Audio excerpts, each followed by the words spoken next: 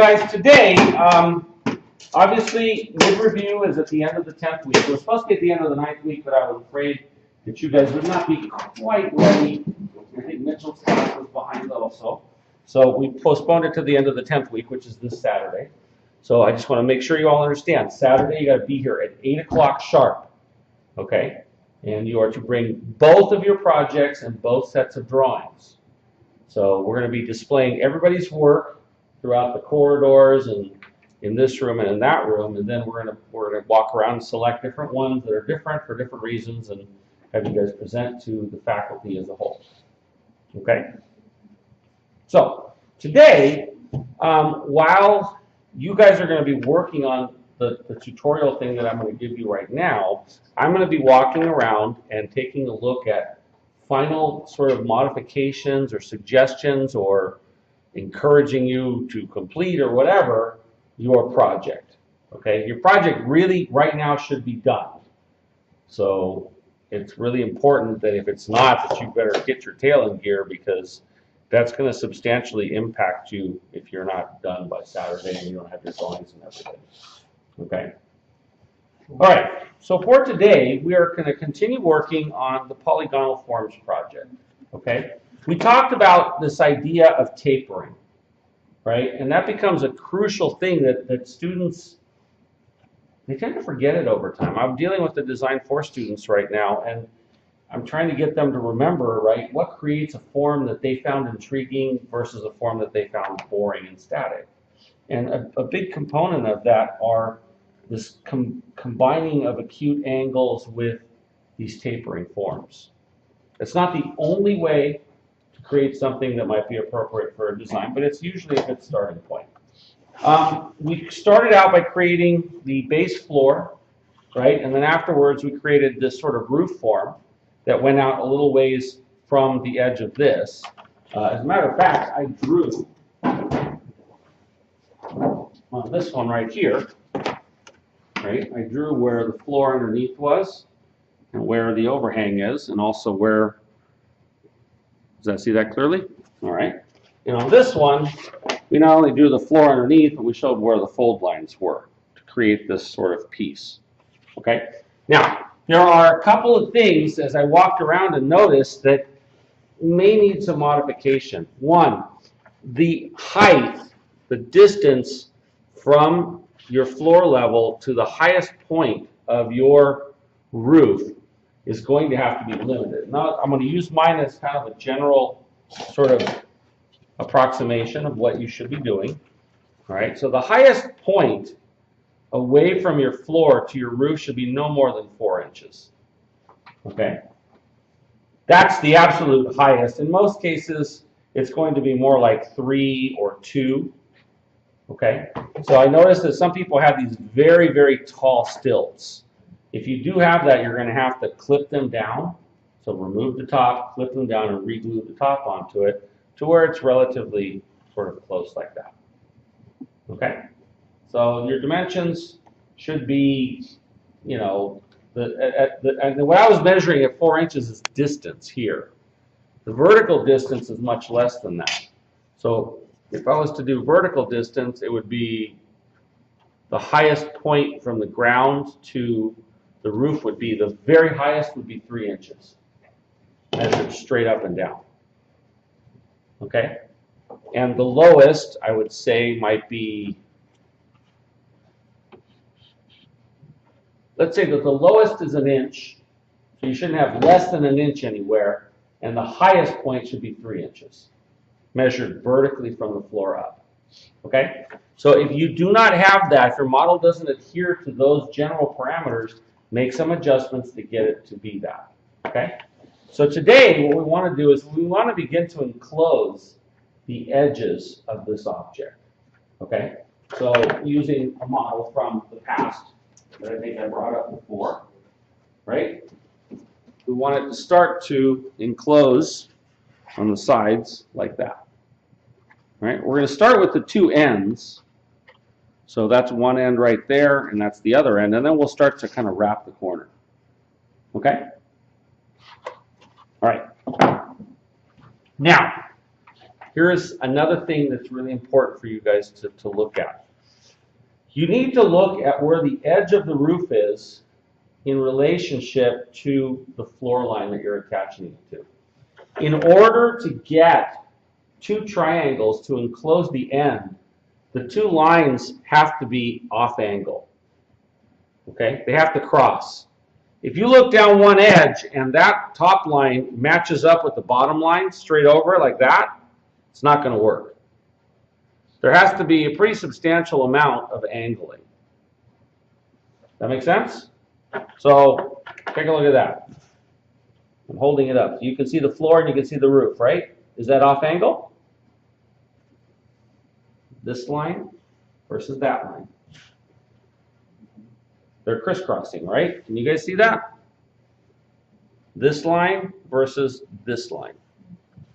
So if you just hold your model like this, you'll be able to tell. It's like, wait, they don't line up. If they do line up, then you've got a problem. Now, it's easy to adjust this end and this end because there's no fold on it. It's very hard to make adjustments on the long edges because you've got things that are folding to those corners. It's not impossible. You can trim and have them not meet right at the corner. That's okay. But it makes it a little bit harder. Okay? Any questions about that? So what I'm going to do right now is I'm going to take the easy sort of simple way of creating the end. I'm going to take this, right, and I'm going to hold the edge of my roof over it like that. So I'm going to kind of hold that down and line the edge up, right? And I'm going to make some marks there.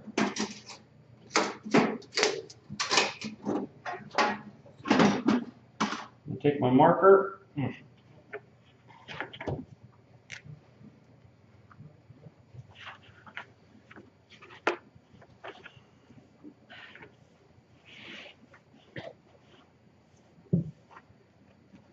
I'll line it up right in the corner. I'm going to put a mark where this intersection is. Right, and then all I'm going to do is I'm going to start to tilt this down. Notice that it's still folding on me, right? That's okay. I'm going to tilt this down until that corner lands somewhere. All right, so that corner is going to land about right there.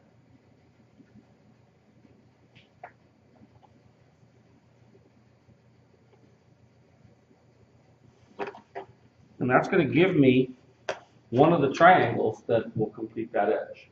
Okay? There is no one simple way of doing this. I will warn you that there's a lot of trial and error in doing this. Sometimes you'll cut a triangle and there's just no way it's going to fit. But let's give this a try right now. Okay?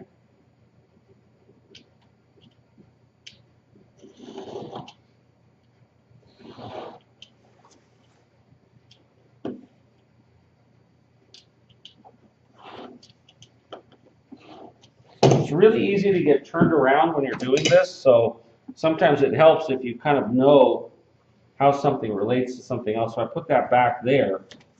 This one turns this way, and it's going to lock this edge here to that corner right there. And I can tell just by looking at it that I'm off a bit. It'll work, but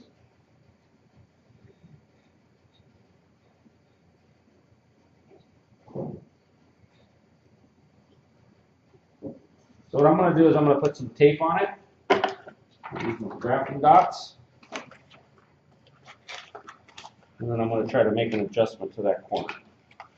It's not quite lining up exactly right. Oh, one other thing about these triangles. If you are not careful with these triangles and you just throw it, you're going to forget which angle meets up there. Does it go this way? Does it go this way? Does it go this way? You got to be very careful about that. So that's where being able to have something to go back to, like where I originally cut it from, could be helpful. Because I know that that meets like that. Okay? All right, so I'm going to put a dot here. Another dot over here. How many minutes am I at? You're at 10 minutes. Okay, are you going to stop it at about 13? So that's going to go like that. This one will connect up here.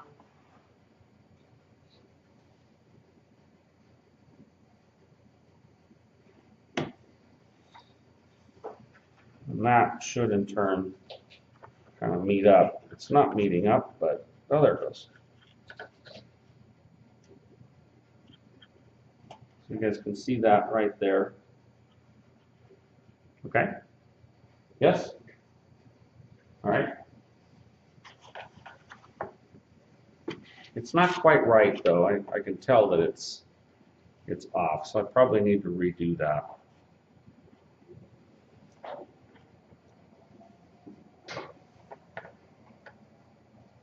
Yep, it's off. So I'm looking at it right now, and what I'm going to do is I'm going to cut that triangle. I'm going to recut it so that this part goes a little further over. Okay? Yeah. What?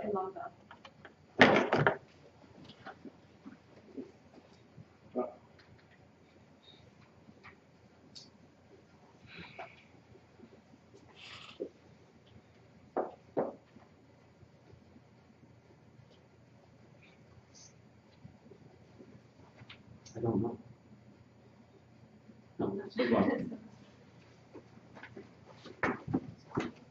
All right, so how many minutes am I at? You're at 11:40.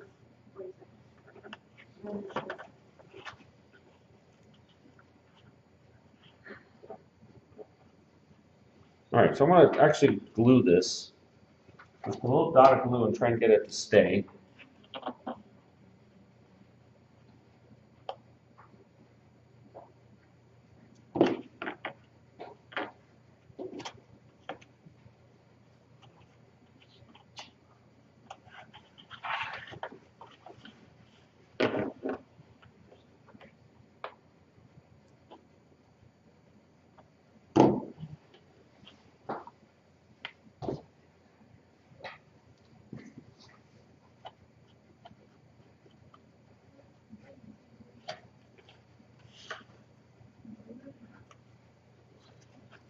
And so there is one edge. And so after that, the next task is going to be to set this thing here and try to cut the next triangle by kind of lining it up.